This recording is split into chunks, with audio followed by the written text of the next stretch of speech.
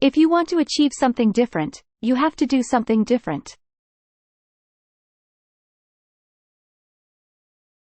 Start believing in yourself. Don't waste time. Lost time can never be recovered. Trade 100 failures for 1 success.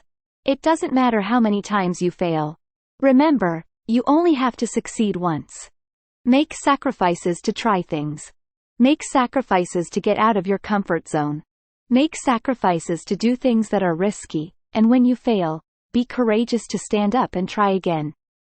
If you want to escape poverty, you have to be disciplined enough to do things that are not comfortable. It's not comfortable to read, but you have to do it.